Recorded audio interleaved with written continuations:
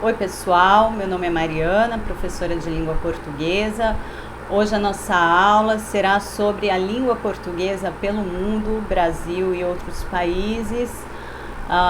Vamos compreender um pouco mais aí das peripécias da língua portuguesa após as navegações e como ela influencia na nossa história e como é a nossa história, né? Como foi a nossa história de miscigenação, de misturas, como a nossa língua é hoje, como isso foi afetado pelo que a nossa língua é hoje, tá certo? A língua portuguesa pelo mundo, Brasil e outros países. Vamos começar então a falar sobre os índios. Terra à vista, esse é o enunciado inaugural do Brasil, repetido ritualisticamente a cada vez que navios encontram onde aportar. Não se trata de uma fala original, é chapa cristalizada, estereotipada, comentário de aventureiros, de descobridores, o discurso das descobertas, descobrimento, ou seja, vamos entrar um pouco na história da língua portuguesa brasileira, tentando descobrir a nossa própria língua, a nossa própria história, a nossa própria identidade. Vamos lá? Comecemos então com a colonização, pessoal. Portugueses aportam no Brasil Pedro Álvares Cabral, 1500, e o que é encontrado aqui?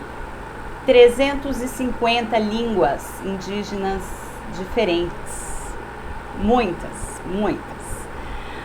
Para os índios se comunicarem entre si, eles utilizavam uma língua de base tupi, né? E essa língua de base tupi foi a que também os brancos aprenderam para se comunicar com os índios. Essa língua foi chamada de língua geral. São Paulo, Abanhenga, Amazonas, Nheengatu. Tá?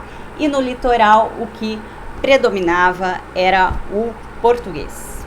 A língua geral, essa de base tupi, ela foi sendo substituída no século XVIII. Como vimos na aula passada, foi no século XVIII que o Marquês de Pombal, o super-ministro, ele determina a proibição do tupi. Determina que os jesuítas vão embora do Brasil, né? E aí, o que isso significa? Para alguns estudiosos, isso significa apenas uma etapa de um processo que já vinha se tornando irreversível, essa predominância do português frente às línguas de base tupi. Então, o que ocorre é que no século XVIII já, essa colonização lenta, né? Os portugueses aqui começaram a colonização mesmo 30 anos depois de 1500, quando foram instaladas as capitanias hereditárias. Esse processo lento, em que a língua geral é a predominante, vai mudando lentamente. Estamos aí no século XVIII, quando começa a se explorar ouro nas Minas Gerais e quando os africanos são trazidos em número 3, 4 vezes maior do que no século anterior. E esses africanos, quando chegam ao Brasil, eles trazem diferentes línguas. Eles são pegos à força na África, de etnias diferentes, então eles chegam com diferentes línguas e são propositalmente misturados, né, para evitar que se comunicassem, que se entendessem e que pudessem resistir de alguma forma à escravidão.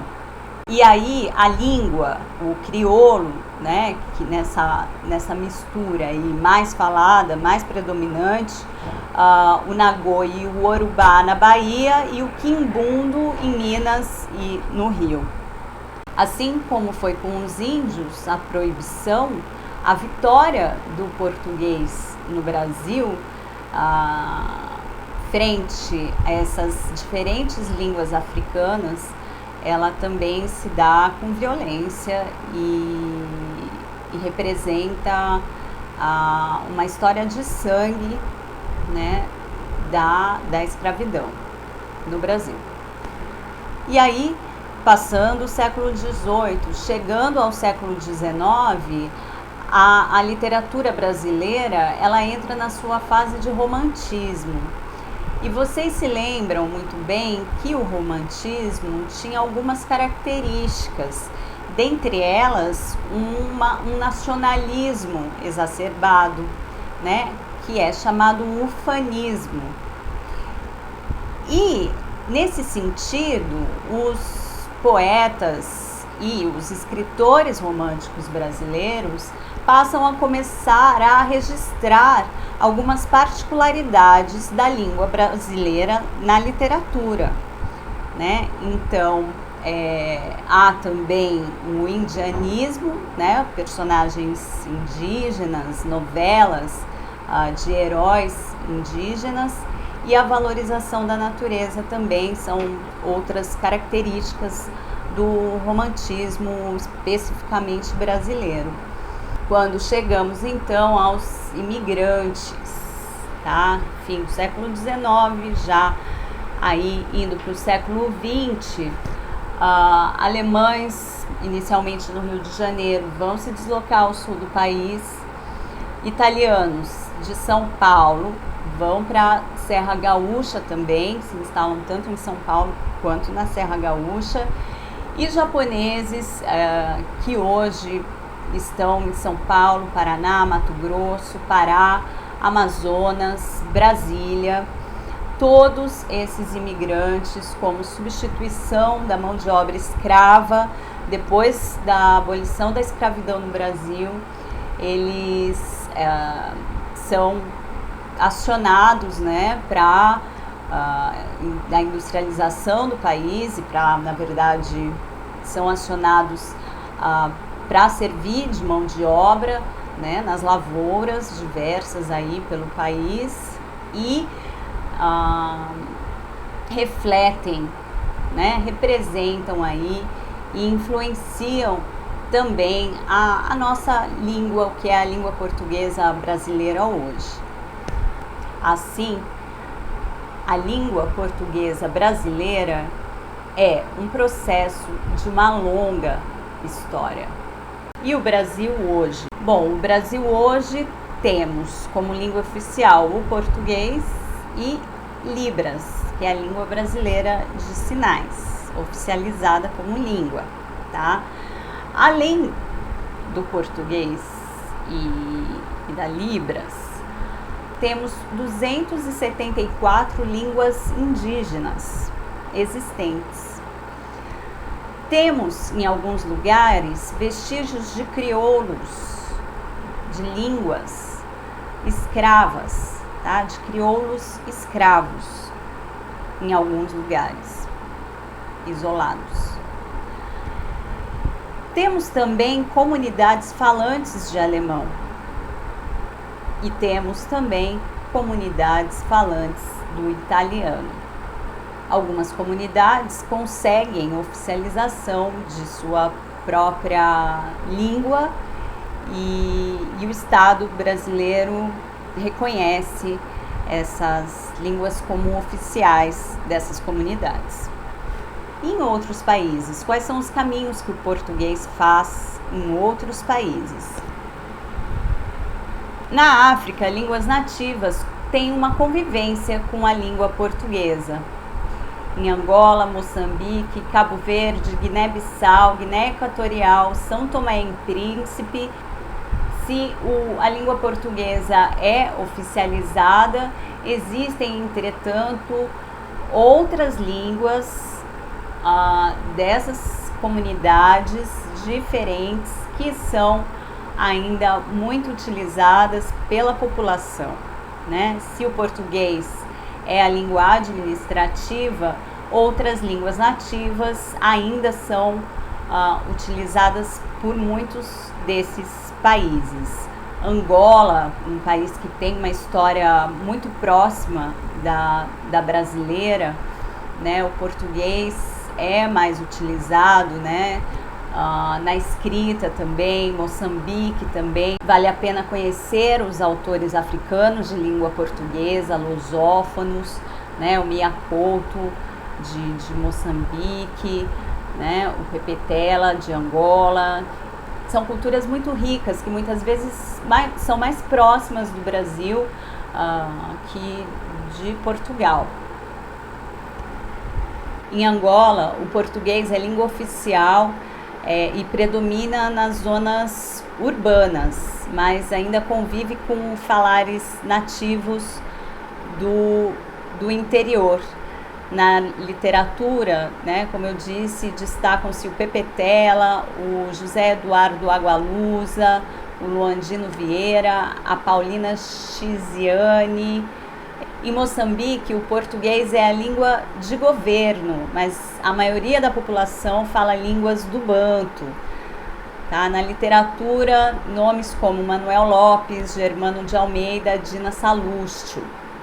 Na Guiné Bissau e Equatorial, é comum que o guineense seja bilíngue, tá? Que ele tenha duas línguas. Então, ele fala a língua dele materna e o crioulo da Guiné, que é uma língua que não tem grafia, uma língua ágrafa, mas é um denominador comum entre várias dessas línguas maternas, né? E o português é falado e escrito por uma minoria. Em São Tomé e Príncipe, a maioria fala línguas locais e o português, língua oficial e de instrução, dificilmente tem falantes exclusivos. Na Ásia, o português só sobrevive em sua forma padrão hoje em pontos isolados.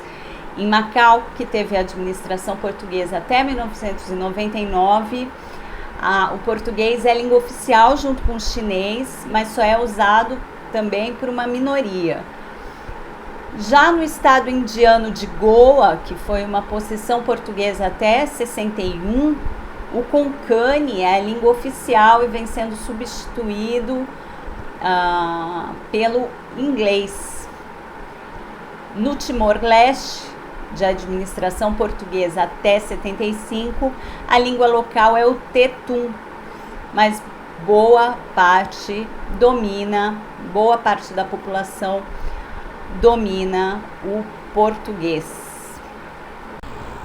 Então, pessoal, como vimos o português aí nos seus caminhos no Brasil, encontrando os indígenas, os africanos, os imigrantes europeus e japoneses.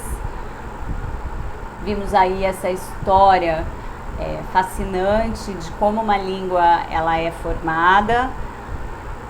Hoje, por exemplo, na França, o português é a língua estrangeira mais falada. Na França, você andando por lá, facilmente você conhece alguém que seja português ou que tenha parentes portugueses por conta da mão de obra também portuguesa que aporta a França para trabalhar. E com essa aula a gente conclui esse ponto da historiografia da língua portuguesa. Mas continuamos ainda a trabalhar nas próximas aulas com a literatura portuguesa, com os períodos da literatura portuguesa, que nos ajudarão também a entrar na literatura brasileira, que pretendemos também trabalhar aí com vocês, tá certo? Eu fico por aqui. Bons estudos para vocês. Estão aí as referências bibliográficas. Um grande abraço, até mais!